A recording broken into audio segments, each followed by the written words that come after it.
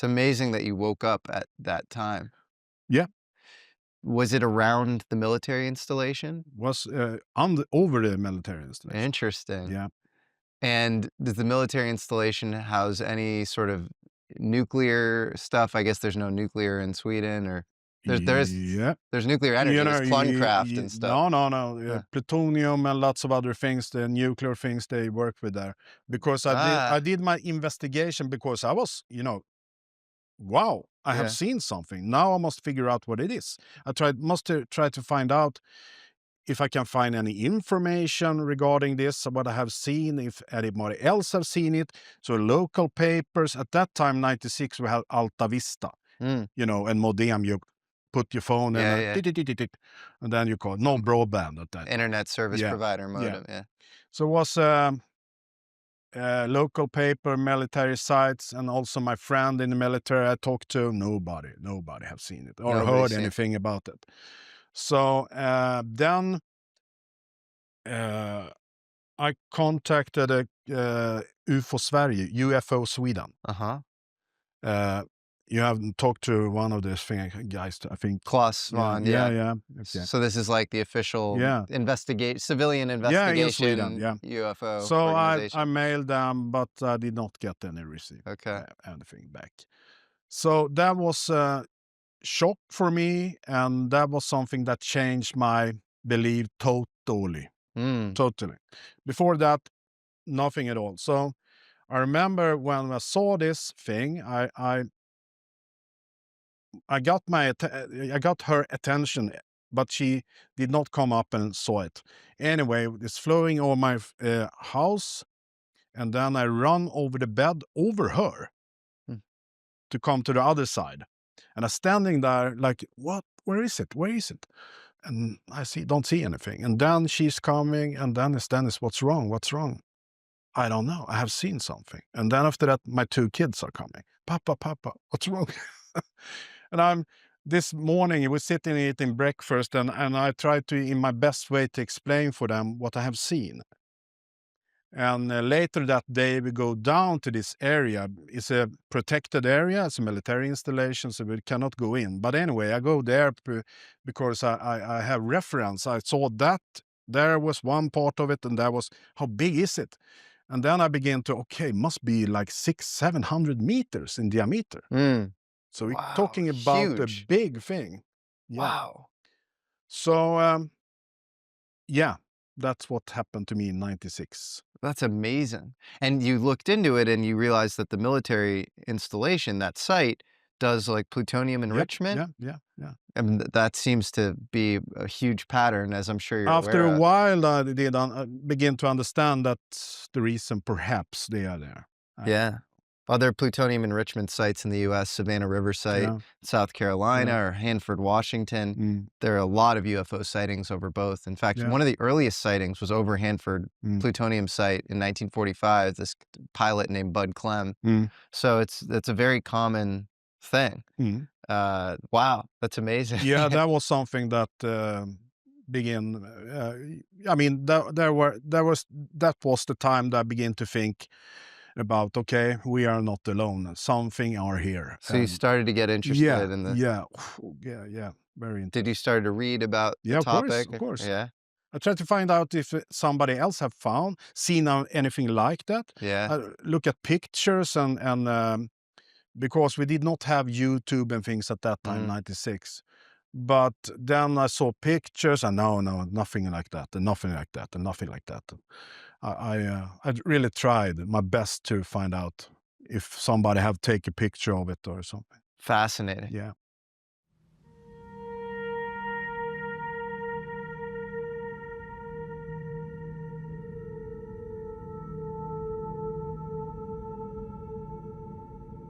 I saw 2 UFOs in 2020, and then I was just became obsessed. And I had like a kind of a prestigious job in finance or whatever, and I was like, all I can spend time on is this. Yeah. And so yeah, That changed your life totally then. definitely changed my life. Yeah, I have experienced, as you know, I have experienced, and lots of other people I've talked to that have experienced that have changed their life totally. Yeah. and not only their life, only their family's life, Yeah. because you be another person. Yes. Yeah. It opens you up spiritually too, and I think I was nihilistic before, and I didn't believe in higher things, you know. Me too. I was like totally focused on my, myself and my family and Yes. my career, my business and everything what I'm doing, and then that happened. That really changed me. Yeah. That's beautiful. Yeah. The meaning of life. Begin to think about Yes. who are we, who are them, why are they here, Yeah. and so on and so on. Mm-hmm. That's why it's so important for me, and I know for you and lots of other people too. Yes. You cannot just leave your back or just walk No, you away can't from walk it. away, You yeah. cannot do that because you have it your whole life in you. Yes.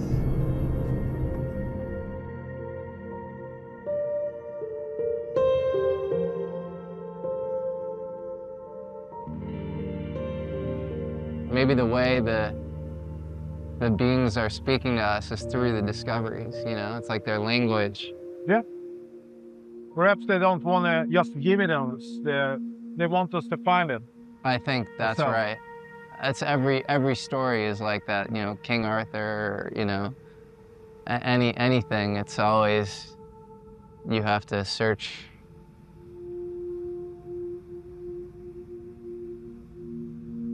What do you say to the people who say, "Oh, well, Dennis was already interested in UFOs, and you know, he's just biased because he already had this in his mind when he saw this object"?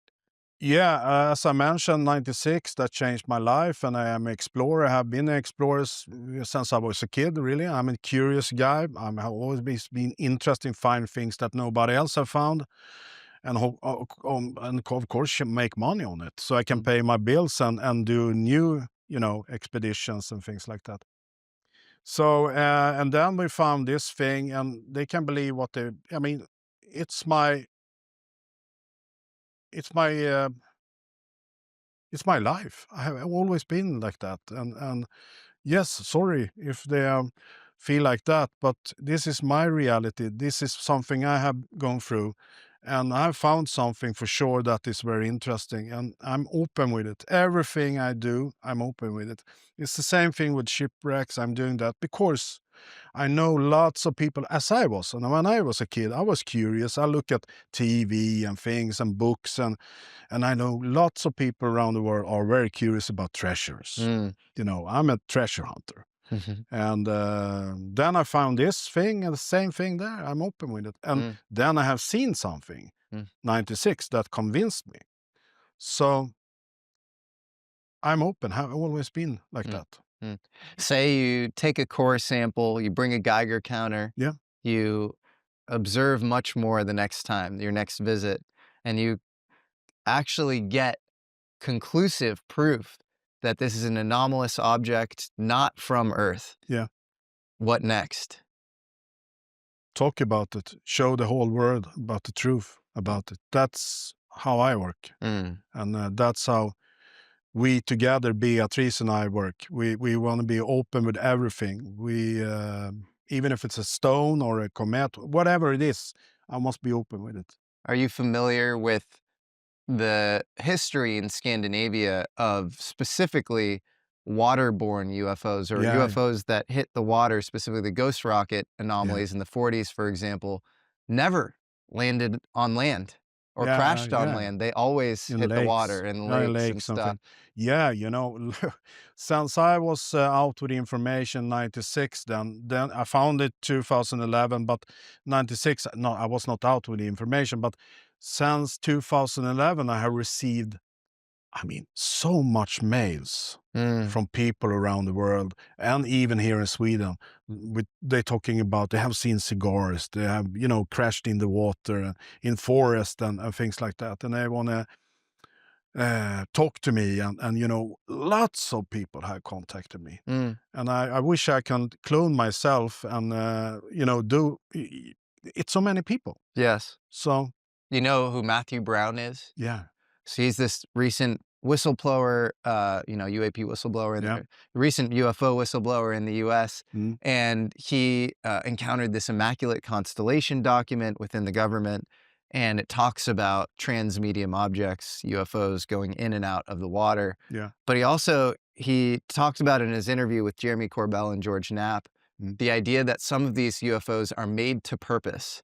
So they're built in order to serve specific functionalities. Sometimes these might be, made to purpose. So, if they're only making it for a specific use case scenario, they'll design it to excel in that mission. And this is getting into very speculative territory, but there's a UFO whistleblower on 4chan, this one of these kind of dark internet forums or whatever. And he said he was sick and, he didn't have much time left and it was time for him to reveal the truth.